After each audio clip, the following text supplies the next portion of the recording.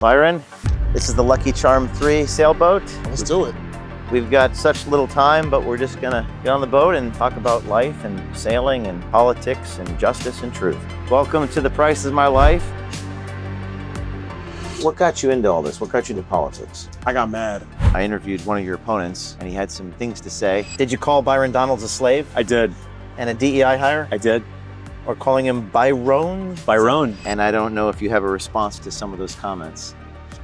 I don't respond to foolishness, man. AI data centers. Yeah. Everyone's talking about this. I got people who criticize me on AI, and what do? They make AI videos to criticize me about AI. I don't trust them, but you don't trust, you verify. White liberals can't stand me, and I'm fine with that. Gavin Newsom's kids, I hear, disagree with him. His kids are smarter than him.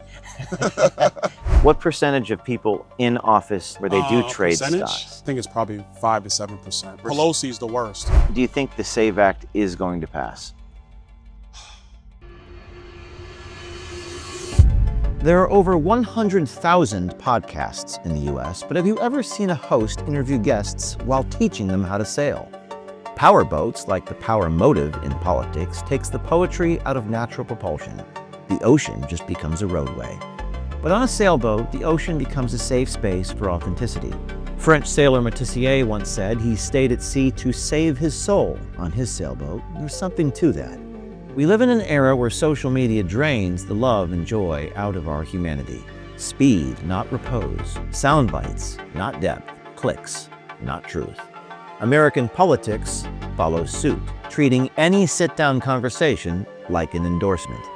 As a sailor, I reject that premise. I've seen a crew forced into teamwork mid-tack, division evaporating once their sails catch wind. It's in this dance with nature, far from the land of likes and views, that you get to know who someone truly is. Join me and my guests as we set sail in search of nothing more than the truth. This is My Price is My Life with James O'Keefe.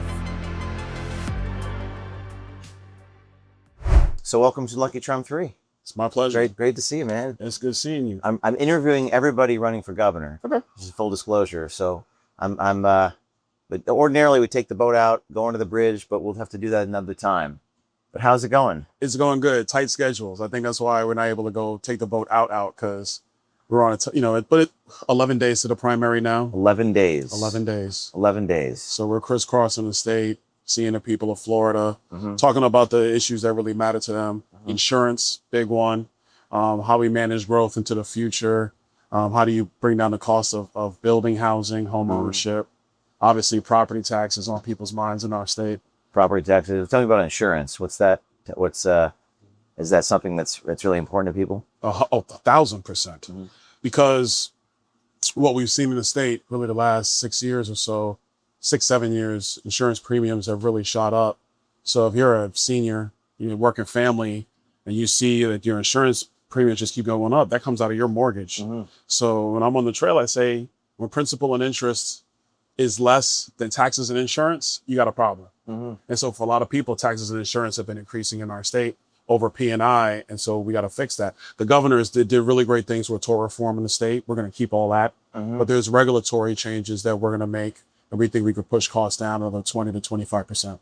Just got back from Michigan, and I'm going to Minnesota, and we're doing a story, it's about to be released, it'll be released tomorrow, of non-citizens voting in Michigan. We caught people on the voter rolls who were Iranian non-citizens, and one of them was incarcerated, and they were still on the voter rolls. So I don't know if you think that voter fraud is happening in Florida or in Miami, or what are your thoughts on that? I think, well, one, we got the best election law in the country. Everybody remembers, well, not everybody remembers all the hanging chads back from 2000. But we've cleaned up our stuff. When I was in the legislature, I voted for a bunch of the reforms we've made to Florida's voting system. But it's about who's in the rolls. You got to keep cleaning your voting rolls. Yeah. You got to go through and verify that people are American citizens. Governor DeSantis in the legislature this last session, they passed the Florida version of the Save America Act. So going to go through every county's voting rolls, making sure that you're an American before you vote in our elections. Well, for those who are not familiar with Florida's voting laws, how are they the strongest? So we do a number of things. When it comes to absentee ballots, mail-in ballots, you have to request it for every election. It used to be in our state, you could request it and get it for the next 3 elections. Now you have to request it for every election.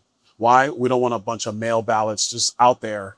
Number two, we don't do all mail outs. California, Oregon, Washington State, a couple other blue states, they mail-in ballots out to everybody on the voting rolls. So you talk about the people in Michigan who are Iraqis who are illegal on the voting rolls. Well, if they have universal mail-in balloting like the state of Oregon does, those Iraqis will get mail-in ballots. The third thing is you have to sign that ballot before you return it.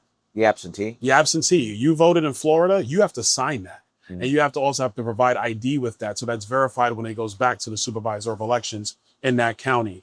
We pre-canvass absentee ballots in Florida. So what happens in these other states, why it seems like it takes 5, 6, 7, 10 days, 2 weeks, 3 weeks, part because they're cheating and bringing stuff in the kitty. But the other part is they're not allowed to go through those ballots until the polls close. In Florida, we do what's called pre-canvassing. So our supervisor of elections, they actually go through, count those ballots. So that way it's already counted, stamped, ready to go. So when we report out on election night, mail-in ballots happen, early voting comes, election day comes. We know the results at 11 o'clock at night.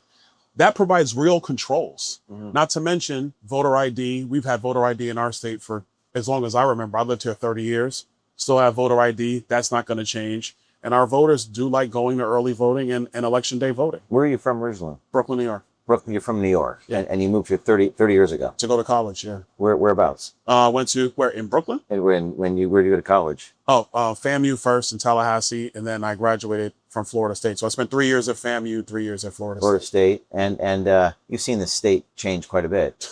Big time. Because I moved here a year and a half ago to West Palm from New Jersey, and I've seen West Palm change in the last 2 years.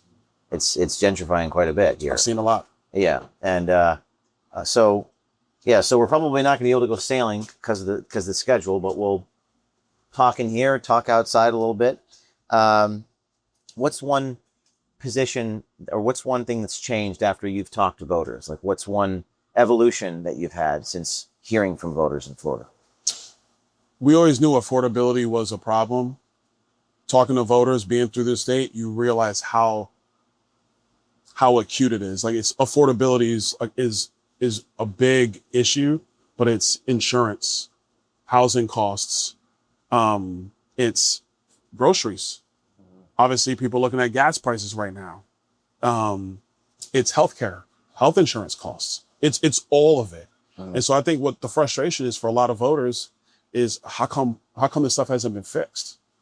DC's got its own problems. I mean, we can't get anything through the United States Senate. Yeah, can't get it through. Congress. So even if you want to do common sense stuff in Congress, you get it out of the House of Representatives, it goes into the Senate and it dies. In Florida, we can impact property and casualty insurance rates, the way in which we do permitting and planning. We can decrease the government side of costs, which actually decreases the costs overall. You tackle those big two, they directly impact housing costs. And people will say, well, that's just new construction. What about existing homes? Well, if a new car is cheaper than a used car, which one do you buy? So supply and demand, if you actually can decrease the cost of new housing through just common sense reforms around government policy and how you regulate insurance, then what happens is it decreases the cost of housing. It makes other housing cheaper because nobody's going to pay more for a used home than a new home. That's just not psychologically how it works. What got you into all this? What got you into politics? I got mad. My career is finance. Finance. So I worked in 5.5 years commercial banking. I was a credit analyst, managed a loan department, 7 years in viatical settlements and insurance. I managed a $4 billion loan insurance portfolio. And then my last stop was financial services. So I'm securities licensed, Series 7, Series 66. I marketed and sold utilities to investors. I managed their retirements in Naples, Florida, where I live. But what happened was, it was around 2008, it was the financial collapse. I had just started working for the insurance company I moved to, and our primary investor was going to pull the investment because they were concerned about the American economy. So I was told to do the research to help keep the investor, because if we didn't keep the investor, I'd be out of a job. And so I did all the research, stuff that I learned when I was in banking, and I applied it to provide information to the client. Last thing I watched was House Financial Services. When they were having their committee hearing on the financial collapse, the members didn't know what they were talking about. It pissed me off. That's how I got into politics. And from there, got involved in the Tea Party movement. About finance. They didn't know about finance. No. They were trying to blame it. They were blaming the financial collapse on all these other issues, not the fact that when Clinton was president, they changed regulatory policy and completely downgraded credit quality to qualify to buy a home. And so what happened was you had a bunch of bad loans out on the market that the government securitized. That's what took down the housing market. So But I knew that. So And I'm that watching made you guys angry. on Capitol. That It made me made you, angry. and you decided to do something. You know what's funny about that? Today, obviously, we all know a lot of young people in our country are really pissed and frustrated with what's going on. They're trying to figure out how is this going to work in their lives. I had the same issues. I was pissed. I was like, why? Who are these people? Why are they making these decisions? And I just started getting more and more engaged. I would do Facebook. This is back when you could really debate on Facebook, and they had. How old are you? I'm 47. 47. Yeah. So you're a millennial. Yeah.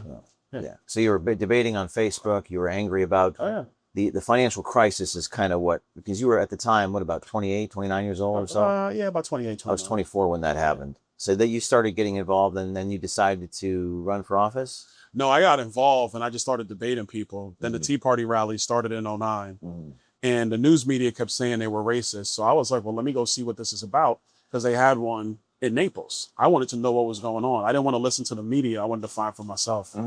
So I went out there and I met people who just cared about the Constitution, cared about balanced budgets. They didn't want bank bailouts, the stuff that I agreed with. And I got involved in the Tea Party movement. I was also a Toastmaster. I was working on my public speaking skills because I wanted to. Toastmaster? Yeah, because what happened was in my career, I was always an analyst. I was always in the back office. But in finance, the people who make real money are in sales. So I wanted to be more comfortable speaking in front of people.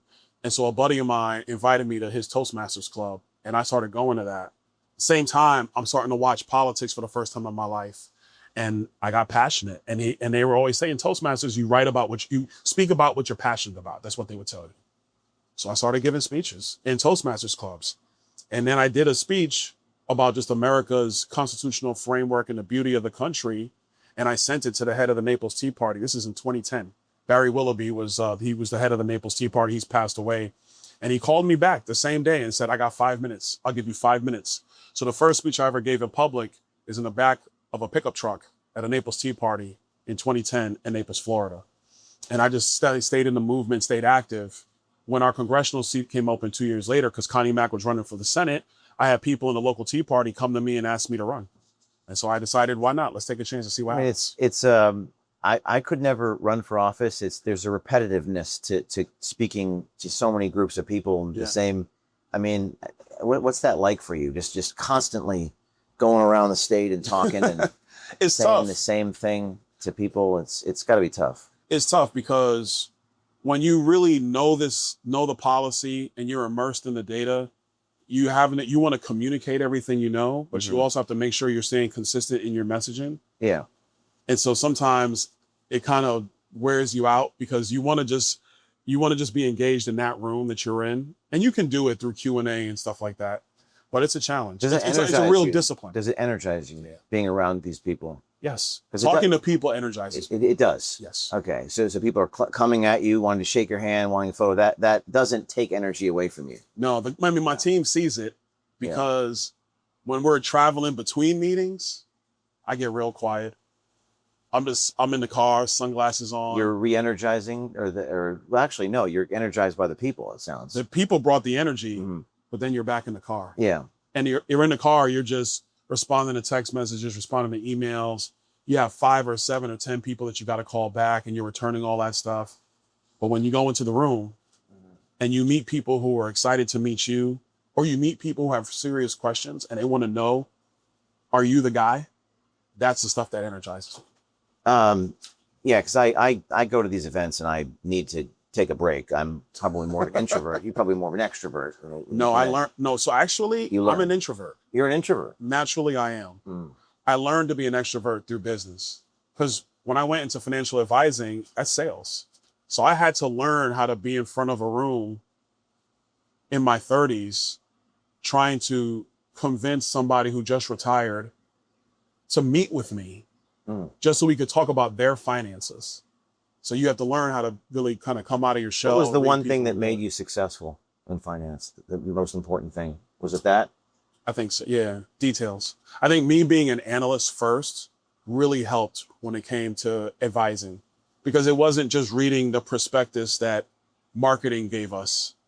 You know, markets. Like, I know the yield curve and interest rates, not just where it is today, the last 150 years of interest rates in the United States of America. I know markets. Where did you study that? How did you do your analysis? Was it reading the news? Was it diving in? Because there wasn't AI back then. No, you got to read.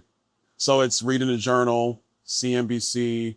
You would get analyst reports from larger firms about a company. We had we also had a trading office within our firm, and they managed all the trades, but you had to stay abreast of what was happening in capital markets at all times so you could communicate with people.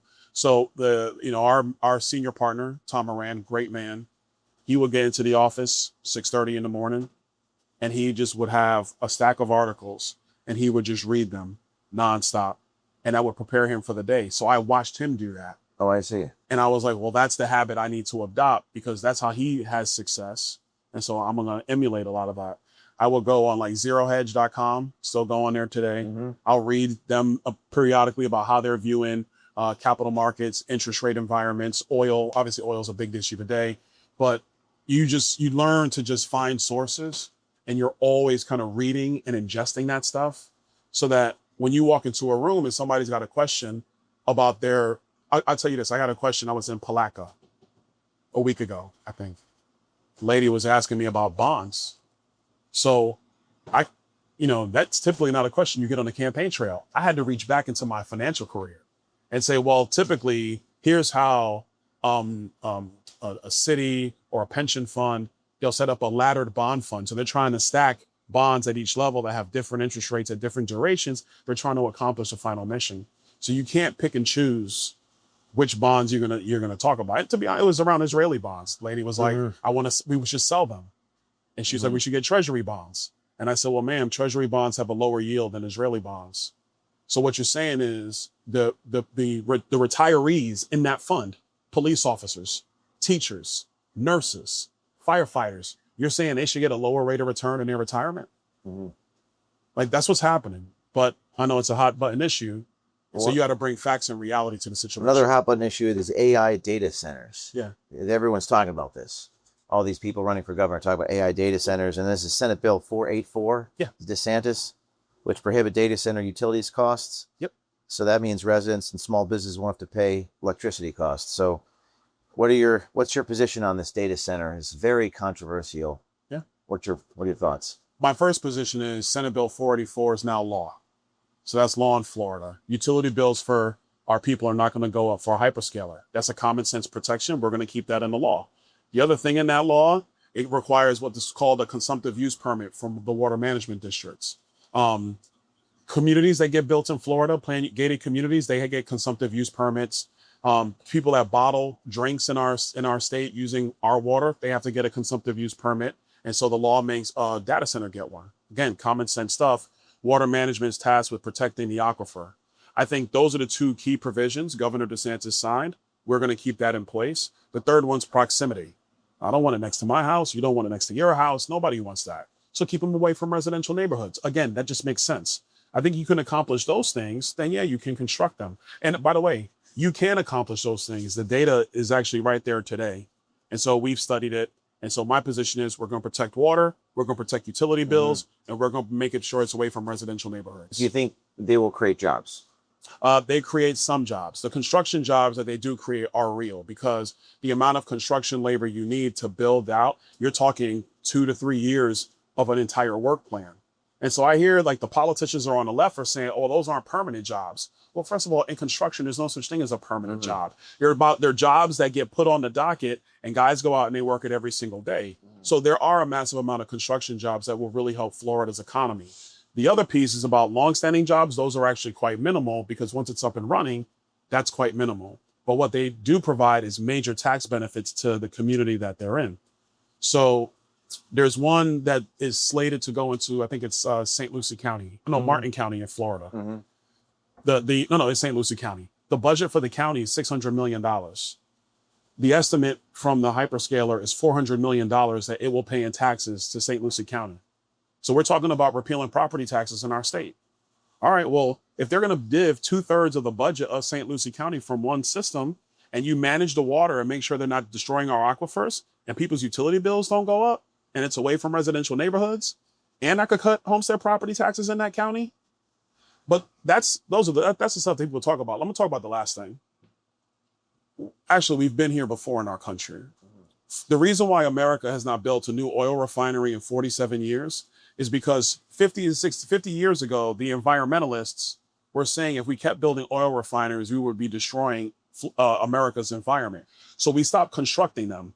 Everything sitting in here, even to the microphones, the shirts, everything, that's all refined petroleum. They're all derivatives, but America hasn't built new refining capacity. So the demand for all the products has gone up, but we haven't built new capacity. And then we wonder why stuff is less affordable. Some of the people that are criticism of these data centers are supposedly on the conservative side. That's what's interesting to me. Their right of center is the criticisms are coming from those constituents. Well, I think that's because people are really concerned about big tech. We've already saw what big tech was doing under the Biden administration during COVID-19, early on in the Obama administration. We've already seen there's a major distrust of tech. I don't trust them, but you don't trust, you verify. And so once you verify these particulars, then it's a matter of making sure you do a deal that makes sense. But real quick, this is important. So like I said, oil refineries, right? Major infrastructure for the future of our economy. So what did we do as Americans? We then shipped all the manufacturing overseas. The Chinese were building oil refineries, and then they make the product over there, ship it back to us. So when you don't have key infrastructure, it actually diminishes your economy over the long term. If you look at a data center, every phone we use, it's not sitting on your phone. There is no cloud. It's a data center.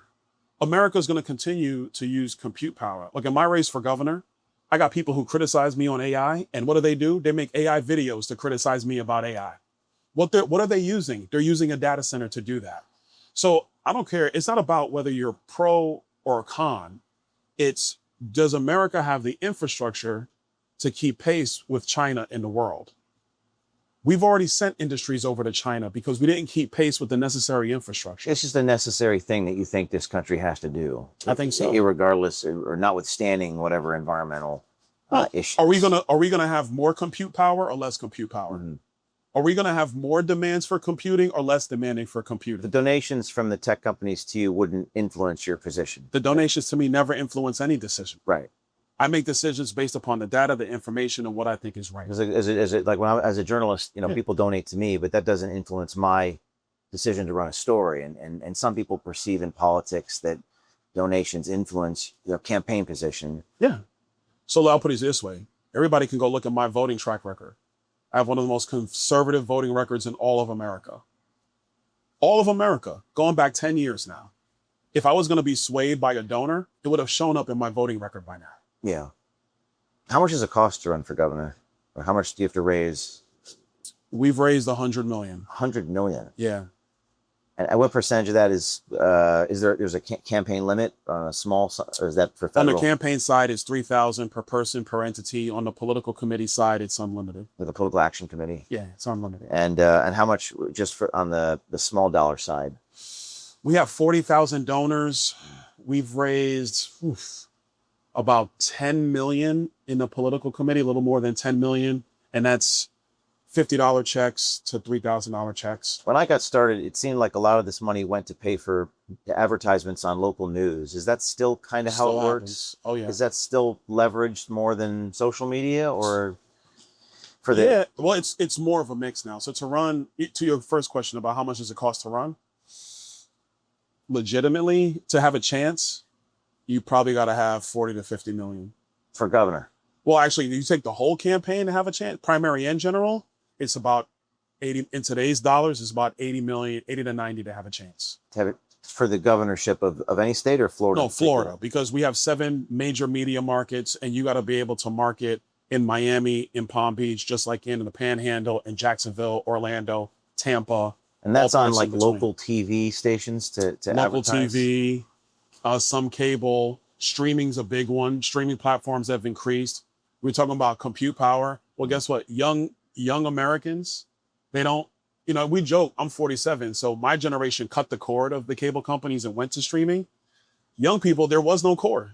All they've ever known is streaming, and that's how they consume information. It's streaming through paid services, Netflix, Paramount, Amazon, but it's also YouTube, and all the other social media programs, TikTok, Insta. Yeah. And they use all of it and they consume it all. So you now have to change your budget to be in those spaces so that you can get recognized, get known, earn support. Is it like 50-50, 50% of the money goes to the mainstream media, so to speak, or the cable? I would say probably 60-40, but it's trending that way because as now, I would say probably under 40 Americans start to become, the largest block of Americans because they'll have more resources, higher paying jobs, more stuff.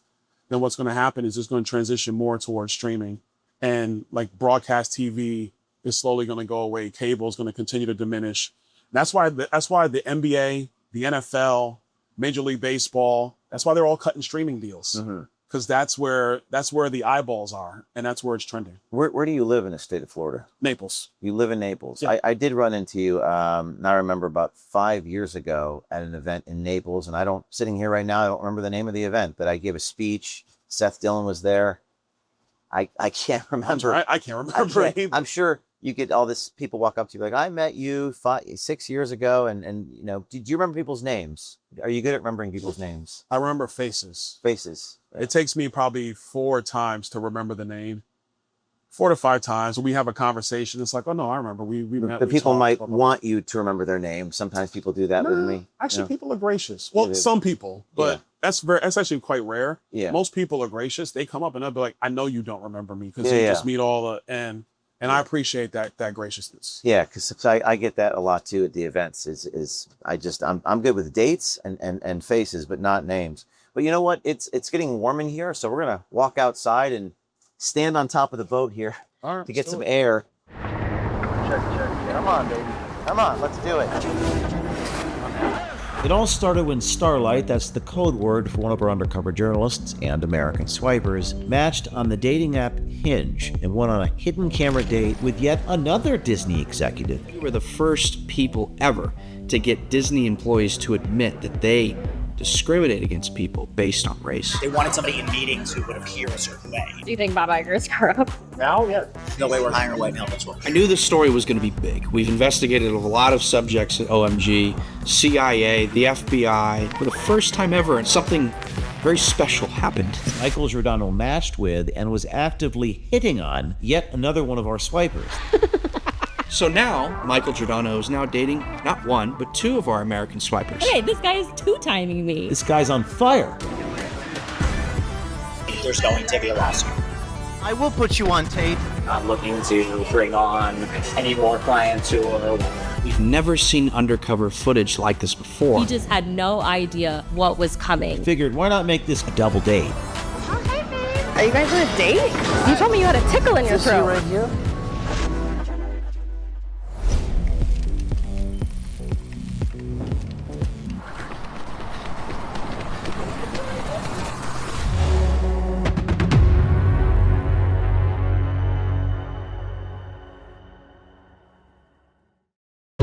We're standing up to the powers that tried to discredit us, silence us, smear us, raid us, and throw us in jail. They've awakened a sleeping giant. We're building a movement of transparency and accountability in both the public and private sectors because we run from nothing, we hide from nothing. And when you join and get your full access pass, you fuel a movement for truth. We are the media now. See, ordinarily we'd be sailing, so we're just going to stand up here like we're sailing, even though we're not. Man, I know I'm dating myself because as I'm walking, I'm thinking overboard with Goldie Hawn. It's a lot of, do you work out? Do you lift weights? It's hard these days, but yeah. This thing right here it's very heavy, so it's equivalent to doing like a 200-pound back row. Oh yeah? So it's like a back and biceps. Have you ever been sailing before? No. Never been sailing? I'm a land lover, man. How about motor yachting or? I've been on a couple times, but yeah. I'll stick in my pockets, right? Yeah. So next time but this bridge only opens at 15 after the hour and 45, so it's kind of a time restriction. They timed it, so everybody's got to be on They time. timed it, so it's a whole timing. So are you going to an event in Palm Beach tonight, or No, I got to get up to Seminole County. Seminole County? Yeah, I think we got a rally there. Rally in Seminole County. Then I got some meetings later. Then I got another night event. Then somewhere tomorrow, get home for Sunday, back on the road Monday. Now I'm new to Palm Beach, and it seems like this is a purple area. Is that accurate? It's actually a little bit more purple now. It used to be blue, and over the last 8 years, it's been trending more red. So it's probably 50-50. One thing that's confusing to me about this area is that there's a lot of like homeless, a lot of drug addicts, crackheads walking down the street, and it seems like that's improving a little bit. Is there a reason why that? Because it's a nice area. Mental health. Mental health. Mental health is one of the things in our state we really gotta get a handle on. I think it's time for us to open up more state-run facilities for mental health. We got people who are homeless on our streets, but they're also in our county jails. You talk to our sheriffs, half our county jail population are people who have mental health issues and they've committed crimes and they're in our county jails. So really the root cause is mental health.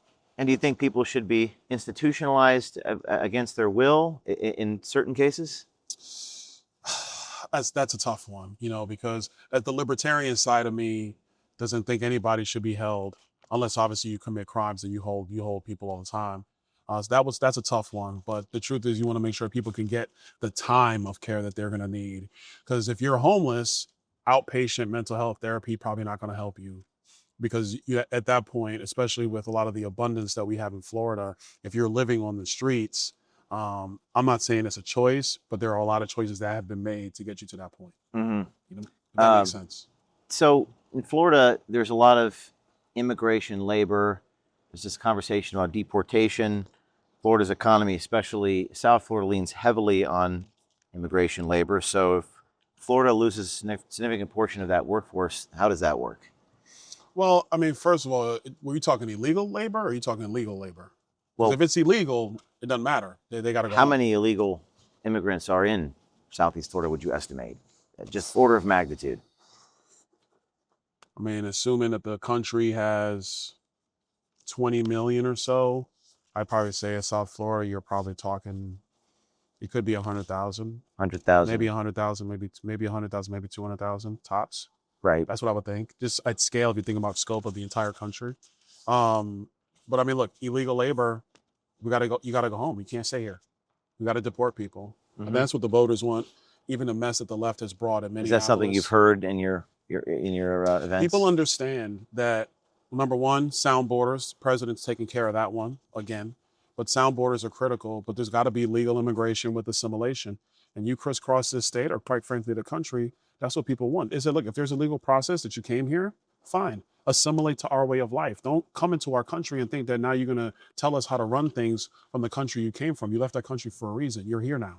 Mm-hmm. So you got to come in and assimilate to the way we do our business. What's the one thing you can do as governor on that issue, regardless of what federal people do in D.C.? We can continue to do to the 287G program that Governor DeSantis has done in our state, where every law enforcement agency has to work with federal law enforcement. But this is where federal elections are critical, because if a future president says, I'm not taking any more people, or ICE is not going to cooperate and take your illegal detainees that you have, then as a state, you're stuck. You're then pretty much back to where we were under the Biden years, putting them on a plane, sending them to Martha's Vineyard, putting them on a bus, sending them to Chicago. Because if you're not going to protect our states, then we're going to protect our states. So we could still do that stuff, do that illegal immigration work when we catch people in the country. But my view, if you have a presidential administration like a Biden administration that just wants illegal immigration and ignores federal law, then we're going to ship them to blue states. You deal with it in your sanctuary state, in your sanctuary city. You're not going to put that on the backs of our people here. Mm-hmm. Do you think the SAVE Act is going to pass?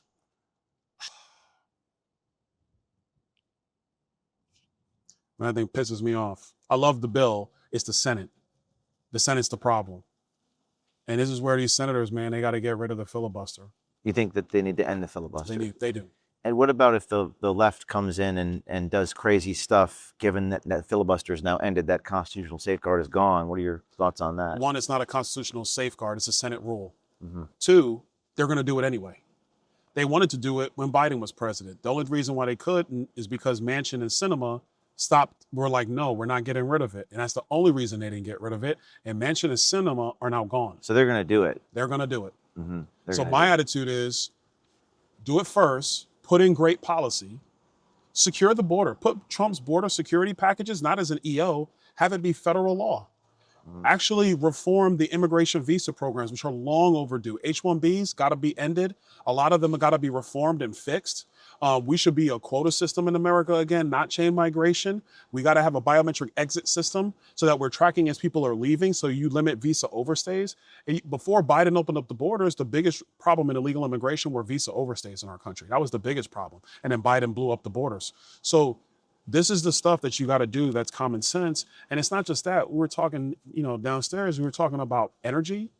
Well, the reason why electricity bills are going up is because we have dumb regulatory policy from the Obama era in our energy mix. We should be a country based upon nuclear power, small modulars, and natural gas. That should be our power base. Solar farms don't work. Windmills definitely don't work, and they kill sea life, and they kill birds. We know this. So why would we continue to do stupid? Because the Democrats want that policy. Do we have windmills in Florida anywhere? Not to my knowledge, no. No windmills, because there's some of those in the Northeast. They're in the Northeast. They're not here, though. But not here. No. And do they even generate enough power to justify the expense? No, it's intermittent. That's why the federal government had to subsidize it so much in order for the deal to work. But the deal wasn't working for the people that pay the electric bill. And that's why people have seen electric bills go up, because you've put on intermittent power onto the grid, and then you have to build in all the infrastructure to connect it. And who pays for that? People trying to pay their light bill. I've interviewed everyone running for governor, and there's some. I interviewed one of your opponents, and he had some things to say, some racial things. Did you call Byron Donalds a slave? I did. And a DEI hire? I did. Or calling him Byron? Byron. And I don't know if you have a response to some of those comments. I don't respond to foolishness, man. I stay focused on people. I stay focused on what we're doing and our vision for Florida. And in campaigns, people are going to say what they want to say, especially when they're losing and they're trying to find ways to catch up. But I think what we've done in this campaign is we've just been very disciplined and very focused on what we wanted to communicate, and it's worked out quite well, and we'll see what the voters say in 11 days. What do the polls say right now about where you stand? I'm at 50% in the polls. Those other guys are either in single digits or like very low double digits, like 10%, 11%. So you've been leading the GOP primary field for months. Yeah. And what, if you had to name one big thing voters get wrong about you, a misconception? Oh man, it's on social media now. Everybody thinks I was getting rich in office. It's just not true, man. Getting rich. Well, a lot of people feel that way about politicians in general. No, so two things. One, they're saying, oh, he's doing nothing but all these stock trades. Well, my investments are run by the firm that I worked with. So I gave them my IRA that has individual stocks. They trade them on my behalf.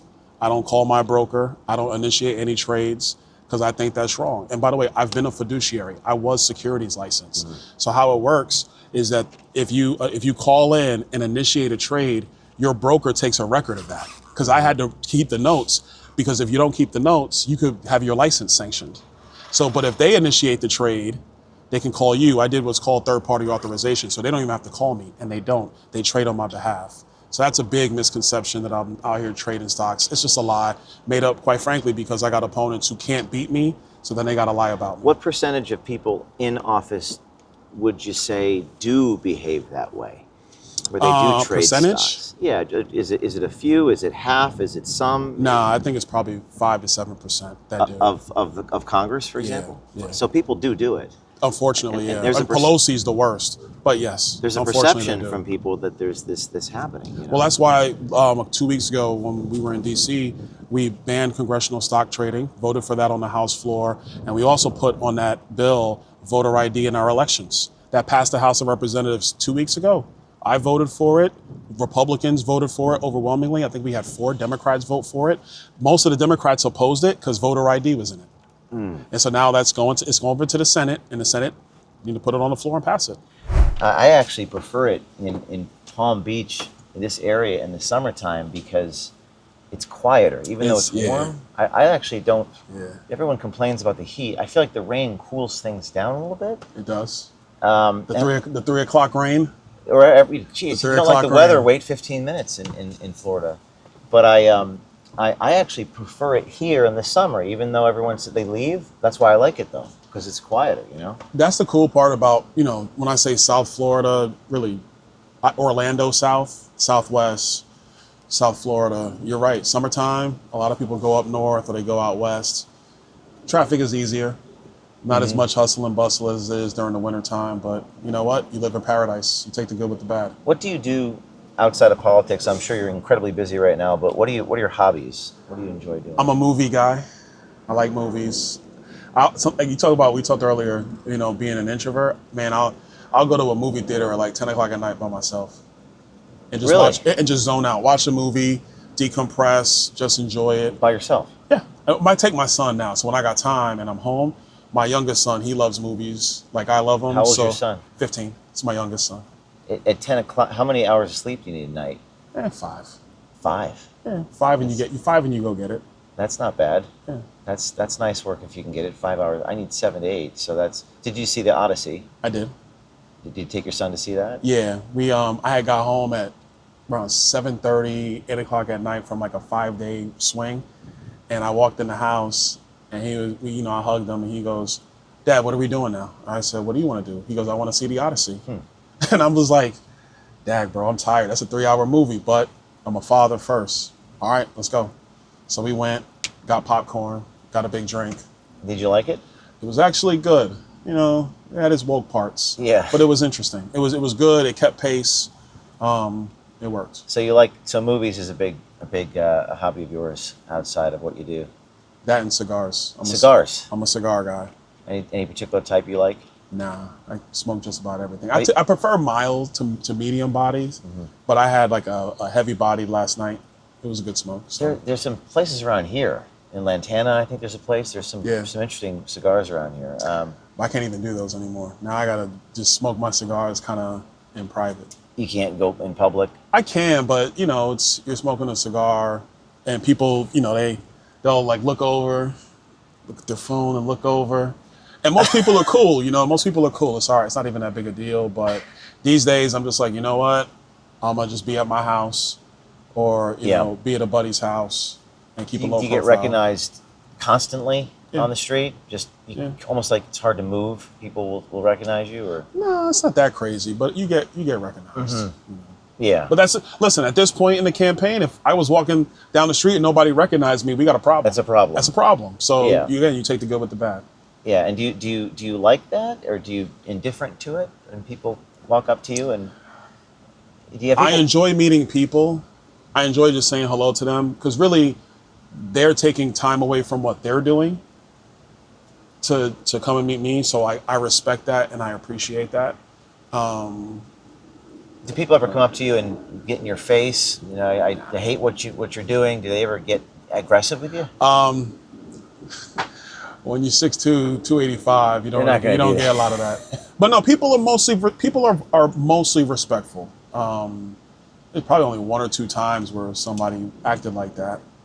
And but most people, they want to come, say hello, shake your hand, take a picture, thank me for what I'm doing, fighting for the country, fighting for Florida. And that again, that fuels you. It makes you know that you're on the right track and you're doing the right thing. I guess they wouldn't have the balls to say it to your face if they had something bad to say, right? Is that more or less true? That's typically the case. You'll have people who are, they're keyboard warriors. They can say whatever they want. But then when you're in the room and you're right there, that's been my experience. Nobody wants to then take the next step and start, asking the question or having that conversation or having that dialogue. Yeah, that's been my experience. People would, like someone on the left would not get in my face. They'll DM me, but they'll get scared. Yeah, like you say, you're 6'2", 285. Yeah. Did you play sports? High school, baseball, basketball, I actually played soccer. My mom never let me play football. Why is that? She wouldn't sign a permission slip. There was a player, NFL player, I think got paralyzed when I was a freshman in high school. And the football coach handed me the permission slip and said, have your mother fill this out. So I took it to my mom and I said, hey, the football coach wants me to come play and he needs you to fill this out. She was like, you ain't playing that. She's like, no. But my sons all play football. My oldest son played college football at Holy Cross. So he's graduated college now. My middle son plays Division II college basketball out in Missouri. What do your sons think about your career? Now they think it's cool. Before, I think and I get it, because when I got into politics, elected politics a decade ago, when I first got elected in 2016, so my oldest son is 22, he was 12. My middle son was 8, my youngest son was 5, so they were kids. And all of a sudden, dad is not at home as much as he used to be. And I think that was hard on them. But I think now that they're older and they see, the work that we put in and the sacrifice and what really happens when you sacrifice in life and you just work hard, things tend to work out for you. And I think they've seen that and I think they're applying that to their lives. Do they agree with your ideas and policies? Yeah, I trained them right. Because like Gavin Newsom's kids, I hear, disagree with him and support Charlie Kirk, and so it's... That's because his kids are smarter than him. But no, I mean, like our sons, we... Obviously, my wife and I are, very outspoken. I'm very outspoken, very conservative. But we never put our kids to have to, be in the limelight. We always just let them be let them be kids. And we would talk about these policies and these ideas around the house, and they would pick it up. And so I would listen to talk radio in the car, driving back and forth to work. So my kids would listen to it. Rush, Sean, Did you ever meet Rush? Levin. I never got a chance to meet Rush. Yeah. He was here. He was in Palm Beach. Yeah, never got a chance to meet him. Bo Snerdley, out, his guy. Yeah, Bo Snerdley. Bo. James Golden. I know Bo. He's here, I believe. Yeah, he lives around here. He He was Rush's producer or his secondhand guy. So those guys, when I see them today, I always, obviously not Rush, God rest his soul, but Sean and Mark and a lot of those guys, when I see them, I always thank them, because when I was trying to figure out politics and cable news was too surface level and didn't make any sense, it was long form radio that helped me begin to learn this stuff. And I watched everything. I watched MSNBC and CNN, and I watched Fox. There was no Newsmax at the time. There was no OAN at the time. And podcasting was really just starting. So it was talk radio. Yeah. And so on their websites, they would always have articles that they would read on air, and I would pull those articles down and I would read them. So when I talk to those guys, I always thank them for, they were doing this stuff when it was just radio, and it honestly, it wasn't even cool like how it is now. Now it's cool. It's anti-establishment. People like it was AM radio. It's tinny. It was kind of not viral. It was a different era that we grew up in the 90s. Yeah. But being a black Republican, do you get, do people liberal, is there something to that? Do they still attack you? Is it the way it was 15 years ago, where they behave differently, or how does that work? White liberals do. White liberals. White liberals can't stand me, and I'm fine with that. How does that manifest? What characteristics do they exhibit that demonstrates they can't stand you? I'm a coon, I'm an Uncle Tom. They say that? Oh, yeah. Well, on social media, they never say it to my face. They never say it to your face? No, they don't do that. But that's how they feel, that's how they think. I think black progressives, yeah, they don't really like me. And they can be pretty vicious, but I don't care. I think most black people, though, are like, you know what? I don't agree with you on everything, but I respect the fact that you stand hard in the paint and you don't waver. But most people in the country are just respectful. You're always going to have a handful that are just going to be out there. Just keyboard people just typing away these epithets. That's what it sounds like. If you're doing something real in life, if you're doing big things in life, you're going to attract haters. It's a fact of life. I tell my sons, I know when you're really doing something because somebody hates you. It's unfortunate, but that's human nature. You're always going to have somebody who's going to come against you just because you're moving. So when you're moving and people start attacking you, good. Do those attacks hurt? Do they wound you psychologically? It's got to be tough. Not sometimes. anymore. Even the recent ones. Yeah, not anymore. They don't hurt you. No, because I understand why the attack is coming. It's coming because you're trying to either displace the position I'm in, or you want it for yourself. Because if I wasn't in the position you're trying to get to, why would you attack me? So I always keep that perspective. I understand that it's really not even about me. It's about the position I happen to be in today. When did you get to that point psychologically? Because that wasn't that way for us since day one, right? I mean, at a certain point for me, I realized, okay, it still hurts, but at a certain point, it's like, When did that happen for you? I want to say maybe 8 years ago. About 8 years ago, I was in the State House, and I kind of came to this realization, like, man, and this was at the time. It's like, dude, you're from inner city Brooklyn, came here with nothing, built a real life for yourself. People in your community supported you. Now you're a member of the state legislature and you're a lawmaker. Dude, that just doesn't happen. So you appreciate the journey. You appreciate the hard work and the grind, and you appreciate the journey. So if people are gonna come at you, they're gonna come at you. So what? The bigger thing that they want from you is they want you to respond. They want you to be angry. Yeah. And I'm never gonna give that to you. Yeah. I'm not gonna let you steal my energy.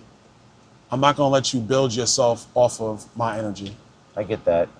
My late mentor, Andrew Breitbart, used to say, don't punch down, although he responded to every critic. Remember that mosquito? Every now and again. 1,000 times a day, and it's tempting sometimes. Every now and again. But it does. Listen, for me speaking personally, it does hurt when they lie about you. Sometimes sucks. that hurts. Yeah. And unfortunately, that's just the game. I guess my last question for you is, in the future, you're running for governor of Florida. What are you most excited about? First of all, like, what do you look for and say, I'm really excited if I become the governor, when I become the governor, whatever, I'm excited about this. And what are you greatest challenge, biggest concern when you elevate to that position? The thing I'm really excited about is I want kids in high school who are not going to college to have internships and apprenticeships. I think we got to do a better job of preparing kids before they graduate high school for the real world. Not just giving it off to the colleges and universities, because not every kid is going to go. That's the stuff I'm really, really excited about. The stuff that I'm having to look at and be like, man, if we can fix this, we really accomplish something. Insurance and housing costs. Because, an economy is what it is. It's a supply and demand issue. So if you don't address it, if you don't have enough supply for the demand that's coming to your state, costs are going to go up. So what's the solution? We have to be very mindful about how we build entry-level housing, some workforce housing, but it's really about regional planning. Like, it's not just about Palm Beach. Palm Beach through Miami has to make sense from a logistical standpoint, infrastructure standpoint, housing standpoint, where housing is built, so that you can maintain quality of life while accommodating people who choose your state. And it's a balance, man. I joked, it's like Sim City. I'm older. I mean, my age, we know Sim City. I remember Sim City. You remember Sim City? So yeah, it's in some respects, it's like Sim City. You have to think through a plan of how you're going to balance the beauty with the growth. Got it. We can accomplish that, we'll be good. All right. Thank you. Thank you, Byron. I appreciate it. We'll go sailing next time. Definitely.